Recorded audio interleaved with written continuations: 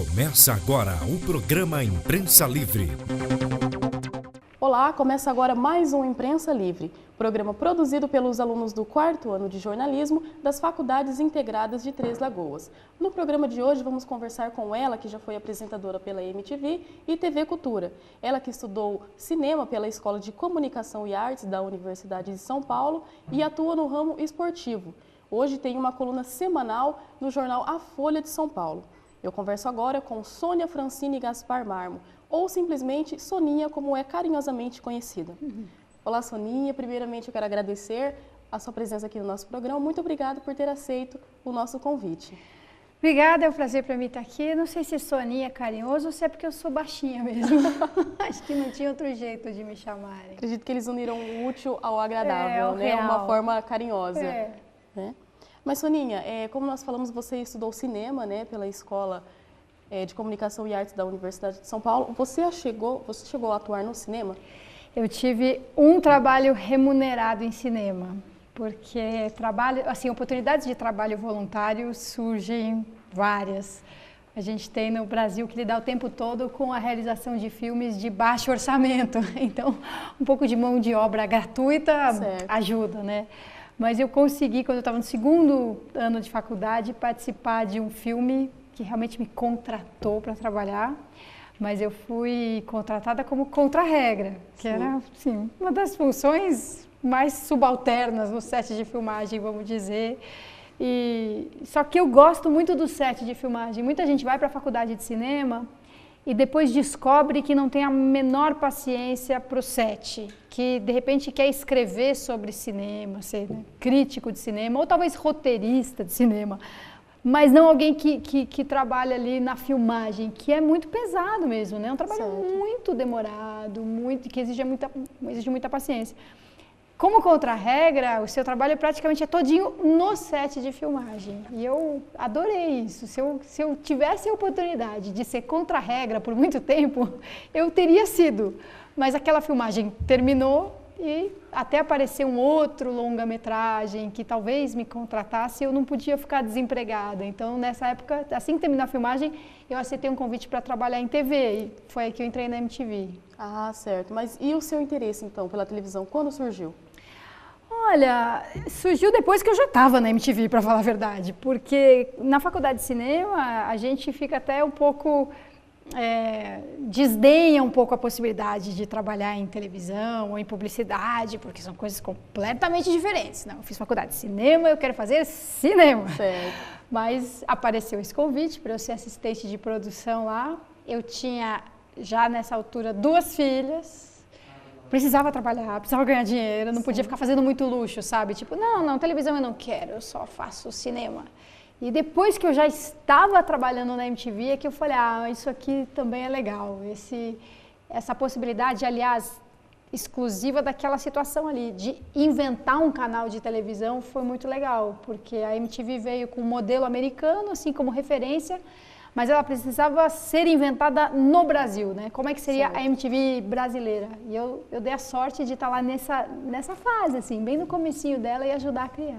Certo. E nessa rede mesmo na MTV, você trabalhou como redatora, né, como produtora, apresentadora, entre outras. Com qual dessas você mais gostou de trabalhar? Olha, eu gostei da fase final em que eu era apresentadora, mas só porque eu era uma apresentadora que acumulava várias outras funções. Se eu tivesse entrado na MTV como apresentadora, não teria sido tão legal como foi eu ter entrado como assistente de produção, depois virar produtora, depois diretora, depois coordenadora, depois diretora de novo. Então, quando eu fui para frente da câmera, eu já tinha feito muitas coisas atrás da câmera. E isso fazia, tenho certeza, assim, o meu trabalho como apresentadora ser muito mais rico do que se alguém me desse um texto e eu fosse para o estúdio, simplesmente. Então, eu era apresentadora, eu também participava da concepção do programa, da direção, eu fazia o texto, eu fazia a pauta. Então, essa combinação de muitas coisas é o que mais me agrada. Você também se destacou na TV Cultura com programas trabalhados e voltados para o público jovem, né? Onde você escrevia também para o América Online, que era um provedor. Esse destaque lhe rendeu o título de jornalista amiga da criança, conceito pela Fundação Abrinq. O que representou essa premiação para você? Esse prêmio da Brinq, a Brinq, eu não sei se ainda faz isso, mas fazia, né, todo ano uma relação de jornalistas que ela identificava como merecedores desse título, né, Amigo da Criança. Era, ao mesmo tempo, o reconhecimento de um trabalho e a confirmação de um compromisso, né? Então, eu ganhei o título de jornalista amiga da criança quando, eu acho que foi antes de ir para a TV Cultura, quando eu ainda estava na MTV. Um dos programas que eu fazia na MTV era um programa de debate que colocava assim no mesmo patamar, em volta da mesma mesa, sem nenhum destaque especial, um ministro e um catador de papelão, sabe? Uma professora, uma mãe, um aluno, o secretário estadual da educação. E por causa desse programa, principalmente, que eu ganhei esse título. Então, é legal você ter, claro, né, o seu trabalho reconhecido como sendo relevante, que isso para mim era muito importante.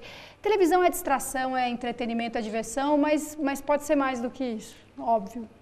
Então, é legal reconhecer a relevância do trabalho num canal de música, sabe? Num canal de entretenimento. E, ao mesmo tempo, era isso, era uma amarração, né? Você vai continuar fazendo Sim. do seu trabalho um meio de chamar atenção para essas questões que são importantes para a sociedade. Eu carrego esse compromisso comigo. E é mais fácil escrever para o público jovem? Eu acho que se você não achar que isso é completamente diferente do resto, pode até ser mais fácil. Porque essa é uma experiência que, de um jeito ou de outro, todo mundo teve, né? Sim. O escritor adulto passou pela juventude. Então, se você conseguir lembrar exatamente do que você era, os seus amigos, as pessoas da sua idade mais diferentes de você, e não querer assumir a postura, né, de um adulto imitando um jovem, aí a escrita acho que sai muito mais fácil, assim, mais verdadeira. Certo. E desde quando você começou lá em 1990 até hoje, muito já se mudou no que se refere à comunicação do público jovem. Na sua opinião, houve muita alteração realmente? Hoje você tem muitos mais canais de comunicação, né? Antes você tinha TV aberta, TV fechada, com muito menos visibilidade, e a mídia impressa, vamos dizer, jornal, revista, pouco rádio. Hoje você tem milhões de outras formas de comunicação, né? Quando a gente fala internet, por exemplo, a internet não é só uma forma. Ela tem desde a reprodução do jornal impresso até um blog feito por qualquer pessoa que se dispõe a isso, para falar do seu cotidiano, para falar do seu bairro, para falar dos seus romances. Então isso faz muita diferença, né? Você tem a possibilidade de escolher muito mais, mas isso também te dá muito mais responsabilidade, né? Porque não é só porque a informação está disponível que ela é boa, verdadeira, aprofundada, justa, honesta. Então, eu já achava isso antes, quando a gente tinha 3 ou 4 meios de comunicação de massa. Eu continuo achando que o nosso processo educativo, o nosso sistema de educação, tem que formar pessoas para lidar com a mídia, para serem boas leitoras. Isso significa leitoras críticas da tonelada de informações que a gente recebe todo dia. Que realmente é bastante, né? E se antes a gente já dizia assim, não é porque saiu na televisão que é verdade, não é porque deu no jornal que tá certo.